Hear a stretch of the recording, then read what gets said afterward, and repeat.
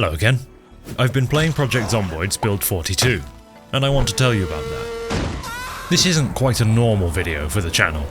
In case you're new, I'd kind of just tell stories here. I'll play a video game like RimWorld, Fallout, Zomboid, whatever, and then write what happens into a slightly flowery script, because people seem to like that.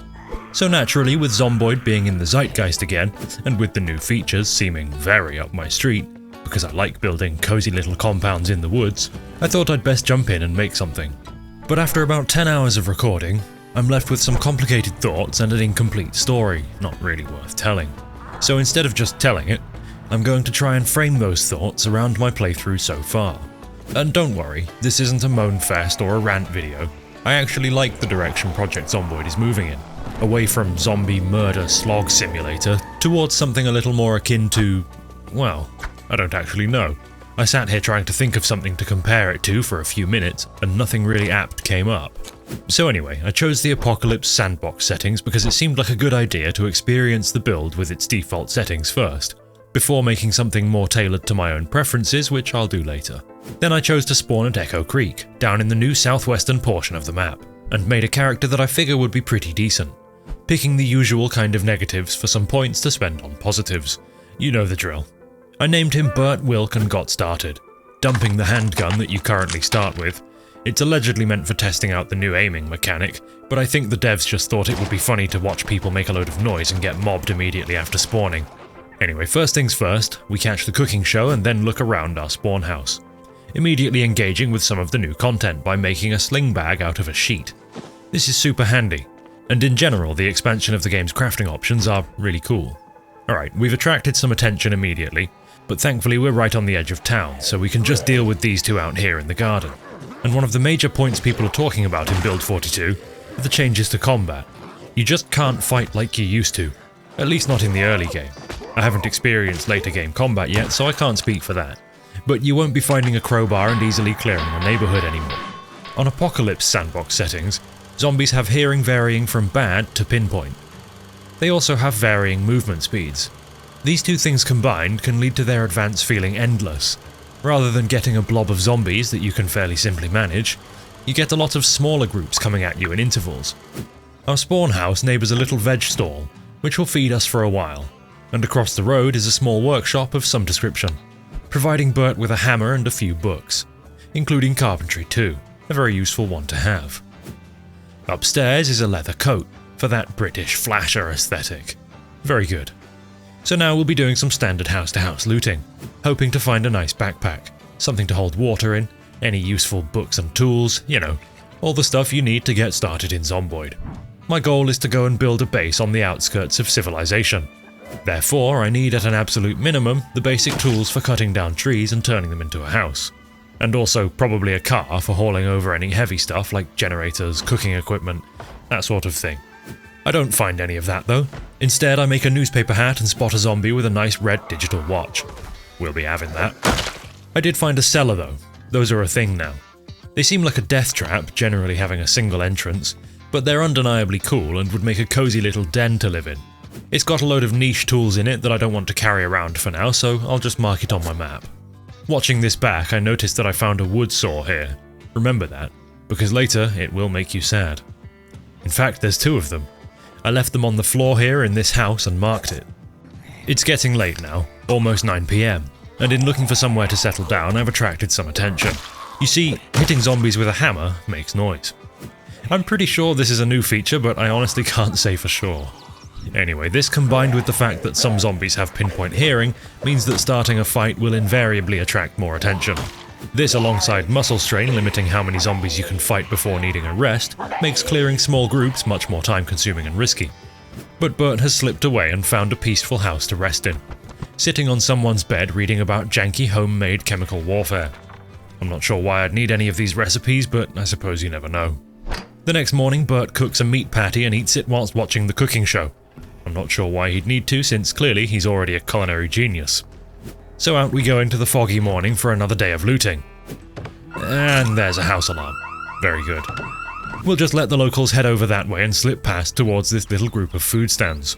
The burger van has a generator, something to remember for later, and just south of it is a nice looking state trooper's truck. the truck is nice looking, not the state trooper, I've never met him. Putting down a nearby zombie, I noticed his keyring has a vehicle key on it. It's for a dash bull driver, but not this one, because the key for this one is already in the ignition.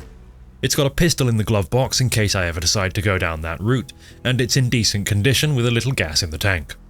In the trunk is a gas can, which is nice, but that's only half the battle for siphoning fuel now. You also need a rubber hose. Thankfully that's not too rare, so I'll start dumping heavy stuff into this truck, on the assumption that I'll use it very soon.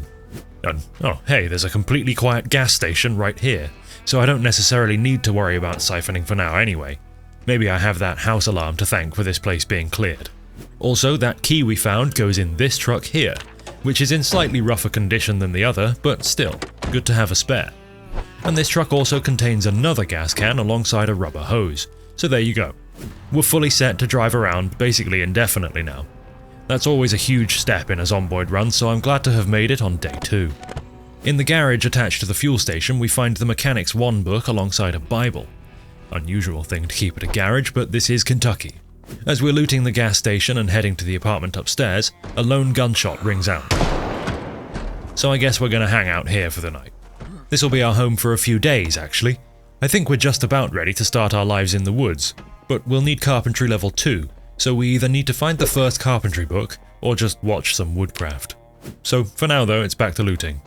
In a nearby house we find a hockey helmet and some shoulder pads. There's quite a lot of new armor items in this build. I like the idea.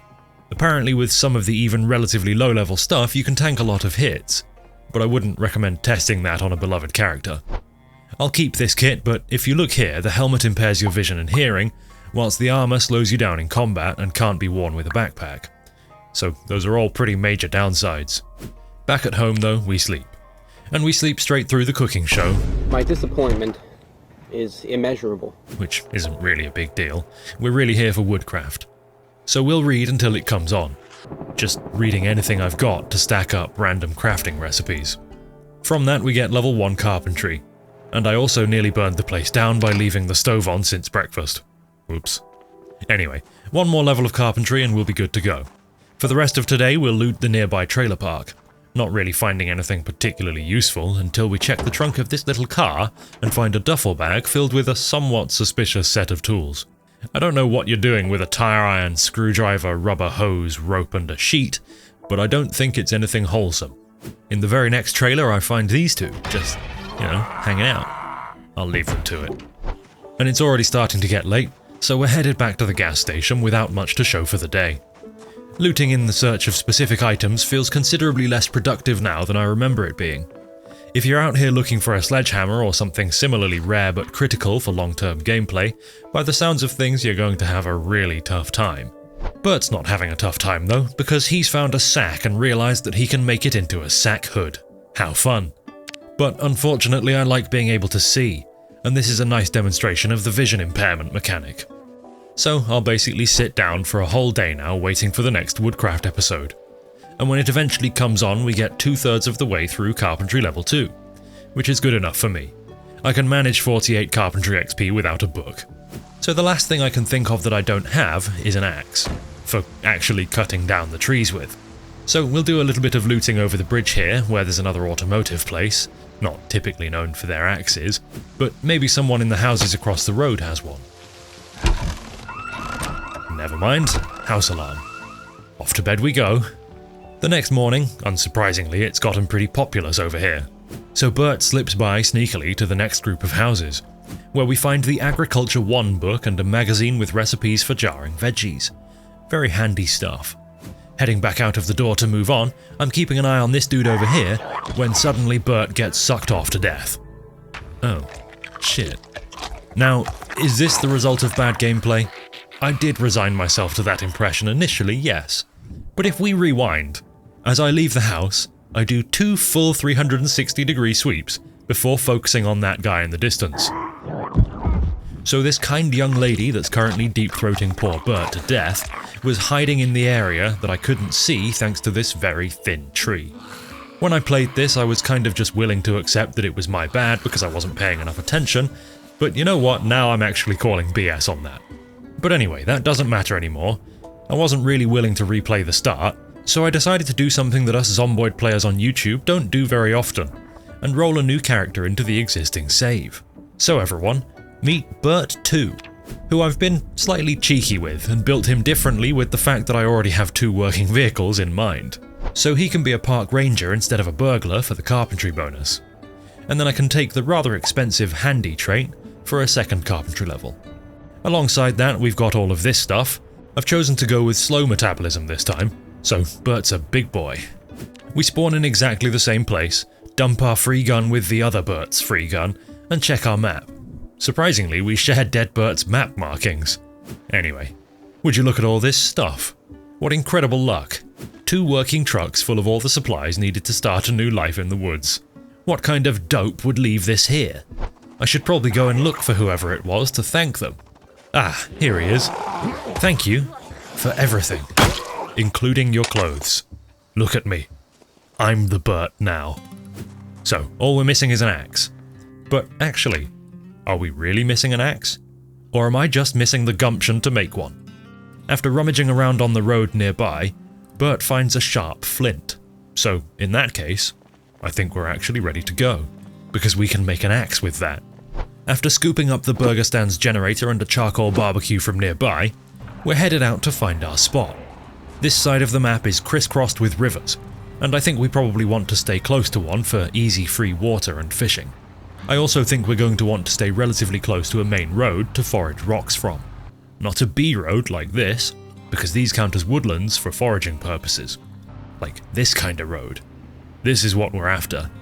But it's late, so it's time for a sleep in the truck. The next morning I think we've found our spot. It's in a memorable location at a bend in the road, with plenty of trees, and the river is just a little ways in. This is when I start to get really excited in a Zomboid playthrough. And now with all of the new crafting and building options, that's cranked to 11. Let me tell you, when I made this little table out of sticks and rags to use as a workbench for crafting a stone axe, I was absolutely torqued. But then I go disappointingly flaccid when I realise that the saws I brought with me are small saws, not for sawing planks but for metalworking. If only I knew the location of 2 perfectly good wood saws. If only. But I don't, because at this point I've forgotten what those map markers mean, but obviously they don't mean wood saw. I mean, look, they're hammers. If they were for saws, I'd have used a saw marker. And thus begins our search for a wood saw. I told you it would make you sad. It makes me sad watching this back, but here we are. It is what it is. I need to head back to town to bring out the second truck anyway, so we're walking back. And I spot some sheepies. How cute, and potentially nutritious. Further up the road, we have some chickens. Look at them all running around. How cute, and also potentially nutritious. Speaking of nutritious, the barn here is absolutely filled to the brim with eggs. There are some fridges in here, so I'll move a load of the eggs into them so they keep longer. Do eggs keep longer in a fridge? I have no idea, but I did it anyway. In another nearby barn there's a load of agricultural tat, including a jawbone, which I don't think I need, but I sure do want. In the farmhouse itself there's a nicely packed up sleeping bag, which I don't think I want to use, but you never know when you'll have to, so I took it. Also in the farmhouse, but in the cellar this time, is a neat little storage trunk. There are some friends here, and I was curious to see how the flint axe handles combat.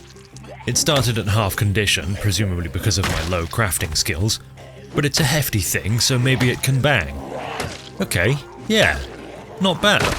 Oh, it's broken. Well, the handle broke.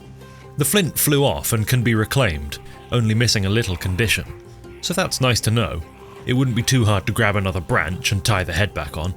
The whole separate head and handle thing we got in this build is pretty cool, I think. I'm not sure yet.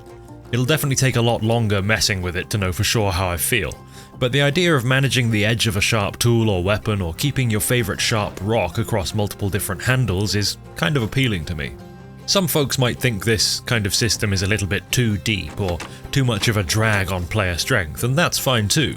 But I think I'm in the camp of people that want less of a power fantasy from Zomboid. Anyway, Bert's back on his way.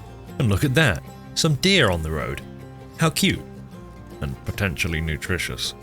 I obviously spent way too long in the chicken farm because by the time I'm back at the gas station and my other truck, it's midnight. Rather than sleep here, we might as well drive back and... Oh dear. Well, I'm not letting this dude have you. Come on, dear. Into the van. Back at base, I realise I couldn't have slept over there anyway, because Bert's not even remotely tired. Thankfully though, pills exist, so at a healthy 3 AM we're off to sleep, and then up again at 6:30, because Bert's getting old and that's just how it goes. You no longer get to sleep in, you're just compelled to wakefulness every morning. Now, I don't actually have any way to start a fire, which is a problem on multiple levels, so today we're off searching for a lighter or some matches. There's a nice cluster of spacious detached family homes to our west. Book a viewing today. Bert didn't book a viewing and just broke in, and he found a little copper kettle. But that's all he managed to find before that telltale helicopter sound fades in. So I guess it's back to the truck to drive around aimlessly for the day. But hey, look at that. There's a boarded up house on this street too. We'll come back to that once Heliman has fucked right off. Now I don't remember, but did the chopper always do multiple passes? Its sound faded to almost nothing, giving me just enough time to drive back to the survivor house and then get out of the truck before it faded back in. A couple of hours of sitting in the truck down the road later, we can finally get back to work. Breaking into the survivor house, we find that the survivors did not, in fact, and need some help shuffling more permanently off this mortal coil. There's some handy stuff in here, a few baseball bats, nightsticks, some chaps, and also this silly little mouse, who runs into the walls a lot.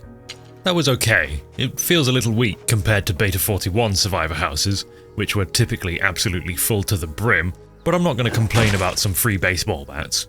In the next house over, we grab some matches and a lighter, what we came out here for, before finding the Holy Grail, the ultimate Project Zomboid chase item, the fanny pack. Good stuff.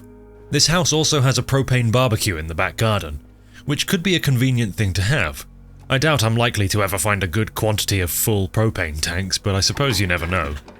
After dragging all of that stuff back to the base, we grill up a pork chop by the light of our torch before getting some sleep.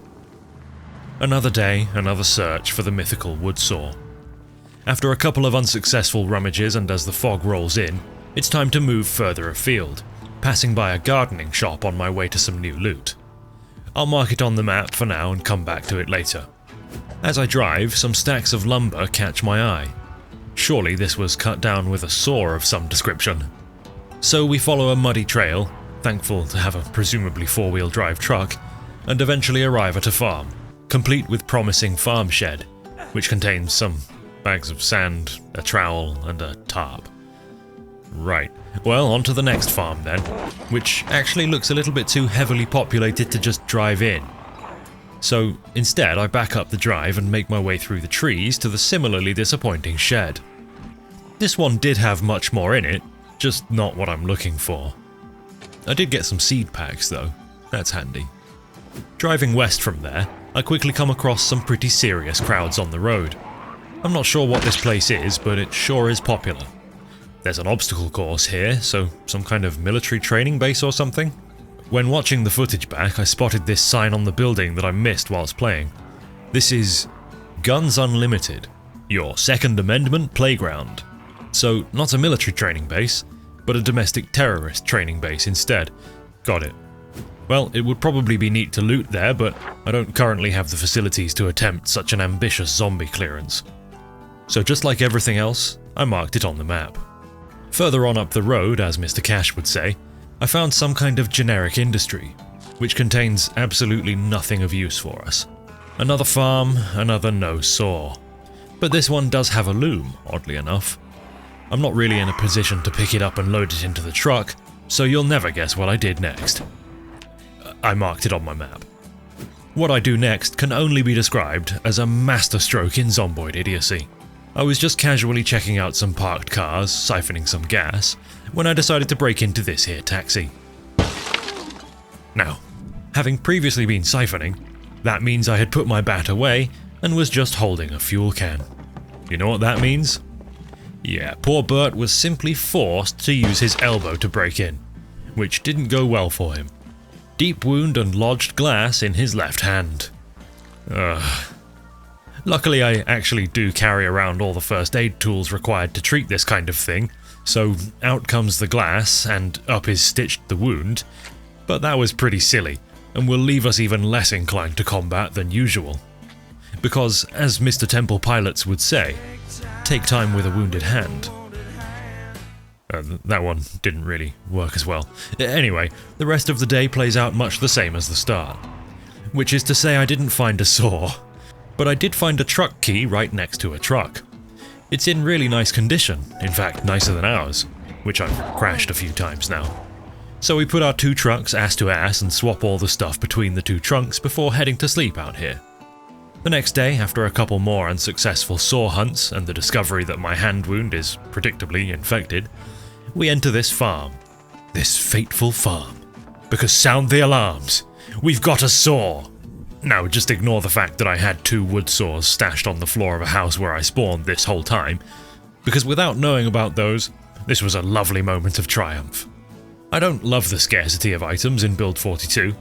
It doesn't make much sense that it took me this long to find a wood saw whilst searching farm buildings, but damn, when you've been looking for something specific and you finally get it, that feels good. That mouse wiggle right there, that's dopamine. Well, that's what we came for, so let's go home and get started. On the way, we'll pop into that gardening store, which is alarmed, but it's safe enough to have a quick look. Bert found a hatchet, so that was worth it. After another quick car crash, we're home, and look at how far we've come. The technological marvel that is the hacksaw. In our hands, ours to wield. Meaning now we can build. But I guess this means we actually have to read Carpentry 2 now, if I want to get any decent XP out of building a house, that is. And so, we do that. In the truck while it's light, and out on the road with a torch when it's dark. Until about 16 hours later, we're ready. But first though, this deer carcass is starting to stink, so let's make a butcher hook and get it dealt with. From this deer we get a hide, about 7 litres of blood, its head, and 5 poorly cut venison steaks. Which I'll just leave on the barbecue for now. It'll be fine, it's only 27 degrees Celsius out. And also, finally, we get some bones and a butchering level. The bones might actually be the most useful part of this animal to me, because I can use them to make various weapons, tools, and even armors, which might not be incredibly useful, but they are very cool. Anyway, like I kept saying before I got distracted by the butchery, we can build a little shack now. So Bert builds into the dead of night, hammering away at his wood next to his bucket of deer blood. This earns him level 4 carpentry, so it would be a good idea to find the next book so he can get to level 6 faster. Another feature of Build 42 is various sody pops, and they seem to me rather overpowered, providing crazy long-term energy. There are times where it's great, getting sleepy and stuck in a bad situation, chug some lime soda. But also, sometimes you just don't have anything else to drink and then you find yourself sat in the truck at 2 AM, not even remotely sleepy. Anyway, speaking of drinking, it's time to purify some river water, which turned out to be more difficult than it should have been. It seems some heat source and container combinations got a little bit broken in this build. I can't use a copper kettle with a barbecue, for example. So I jumped in the truck and drove past this already bent over street sign in the search for an alternative vessel. But whilst I'm out there, I also need door parts, handles and hinges to build my own doors with. Also, I nabbed a compost bin. Why not? Sorry, I'm getting distracted. Anyway, back at base with my pot of taint water on the barbecue. Still nothing. Okay, that's a pain. So I make a charcoal pit, because in this situation that seemed like the right move, and then hunt for some rocks to make a campfire with. On this campfire, I can boil water, but only in this very specific kettle. This is obviously, I hope, just a bug, and we will presumably be able to boil water more freely once the build is ironed out somewhat. But however irritating the acquisition of clean water currently is, after a couple more days of chopping, sawing and hammering, we have what we all dream of having. A technically enclosed living space. It even has a crate. It's not luxurious, but it's mine. So Bert will sit in here and read about electronics, whilst I peruse the various new and interesting crafting options that the game has to offer me. All manner of things, from fabricated metal armors to primitive weapons made from bones, are available for the making. Let's start simple with a bone axe head, using some of the deer bones, a file and a hacksaw. Then you just add some leather straps and a stick to the mix and bam, bone hatchet. You can't cut trees with it or anything, it's purely a weapon. and if it's any good, then it will save my actual good axes from the pain and condition loss of combat. Nice. But what occurs to me now is a dire thing indeed. If I want electricity out here, and I probably do, I'm going to need to find the generator magazine. And from what I've read, book spawns are an absolute nightmare in Build 42. Well, looks like Bert's going to get his first experience of a more populated town. On the way there, I spot this zombie with a lovely backpack. They're in a fairly large group, but thanks to the varying zombie speeds, the group stretches and spreads out as they chase the truck, meaning I can loop back around and give him what for without having to plough through the whole horde. Then after drawing them all down the road a bit further, we can go and scoop up that bag. And also his boots. It turns out there's stuff in the bag. A pair of books, Agriculture 4 and Napping 5, neither of which I'm ever likely to read, I just can't see myself getting that good at napping. And there's also a pair of magazines. One about fishing and the other about weed.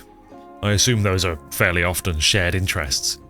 There's also a machete, some chili and an annotated map, which I'll have a look at right after thanking these firemen for their service and stealing their clothes and tools.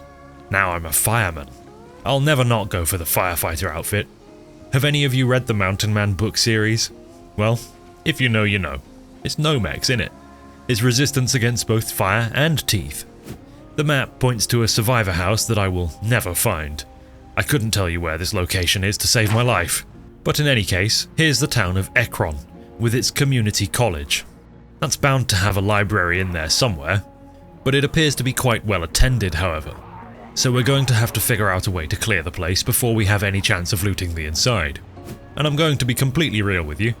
This is where my playthrough started to unravel. First things first, it's getting late. This seems like a morning problem. So we'll go and sleep in the truck on the edge of town till morning.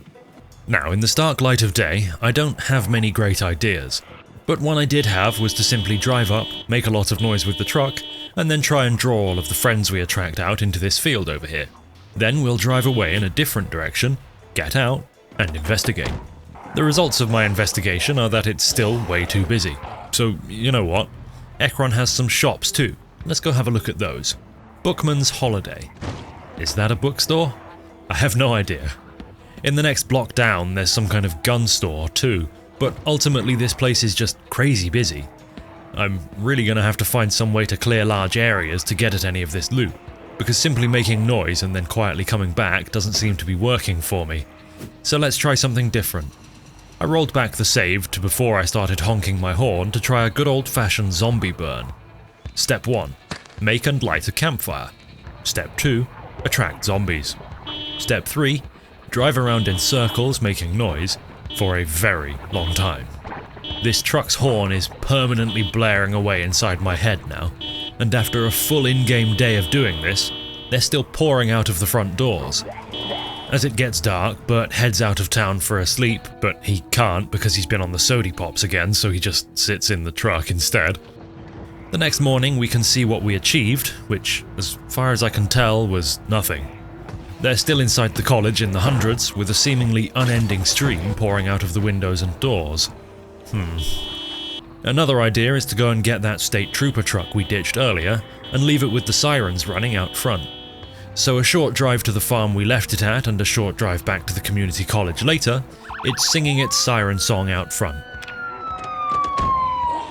So Bert walks back to the other truck with happy thoughts in his head about how there'll be a horde of zombies transfixed on an empty truck by the time he returns, but when he does return, he's disappointed to find it disturbingly silent. It did attract some attention, but it also appears to have shut off. Presumably when you leave the cell it gets unloaded for performance, which I suppose makes sense, but now my truck with sirens is inaccessible to try again with. I got a demonstration of this, by the way, breaking into a sheriff's car and turning the sirens on, then doing a pretty short run away from the crowds it was drawing, only to return to silence. That's really rough. So, quite frustrated by this point, I decided to go for a YOLO run into the college to see how bad it really is. Oh, it's bad. By some miracle, Bert does manage to force his way through the pitch-dark zombie-covered stairways and back out of the rear door without even getting a scratch, but obviously he's not actually going to be able to loot this place. so it seems like my only option for now would be going back to looting house to house in the hopes of getting lucky and finding the books and magazines that I need to use the generator and to progress various crafting skills. And you know what? That doesn't sound like fun to me. And you know what should be fun? A video game. So I gave up. I called it for now and decided to move on to something else. Yes, struggle can be fun. In fact, I'll be one of the first to say that. I've had fun playing Tarkov before, so you know I'm a complete sicko. And like I said in the beginning, I really like the direction that Zomboid is heading, but this particular build as it currently is falls way off the mark in terms of balance for me. And I suspect the same will be true for a huge portion of the player base. Out of curiosity though, I went back to Ekron with debug mode because I wanted to see for myself how the loot actually looked, since I've seen a lot of people complaining about this. They've added a lot of new stuff and in theory that's diluted the loot pool. But with that said, whilst safely floating through the community college, I find pretty much everything that I would want, including the generator book. So if I had been able to clear the zombies out of here, I'd have gotten what I wanted. But that's the problem. I couldn't. I'm no Zomboid expert, so do you folks know a way to loot higher population areas besides playing with respawns off and finding enough shotgun ammo or vehicles to straight up kill the hordes? Which brings up a good point. If I don't like the apocalypse setting, why not just make my own sandbox settings? Well, I absolutely will. But most people won't. And the same can be applied to the mods will fix it argument. Most people won't bother going that route. The game is holding on to its current spike in concurrent players more than I expected it to, given the initial negative feedback to the build, which I think is a testament to how attractive the new features are to the average Zomboid player. So I think if it weren't for the rough state of balance and a few other design missteps in the build, that spike could have kept growing rather than just hitting a plateau. So why did I make this video? Well, I've made quite a bit of Zomboid content, especially earlier in the channel's life. It's actually been well over a year since the last one, and to be honest, the reason for that is because I was waiting for build 42. I've said that before on streams and in the Discord, so there will be at least 4 or 5 people wondering where my video is. So there you go. I made this for you. I hope you liked it, or at least found it interesting. I do actually have opinions on games and their development. I used to make opinionated, review-style videos before shifting to the more purely story-driven approach. But let me know if you like hearing what I think about things, because I never stopped having opinions, I just stopped talking about them. Also, before I go, if you want to see some more objective Zomboid science on all the new builds, features and bugs, you should check out Retanaru. They do some really amazing work that help to inform some of my opinions here.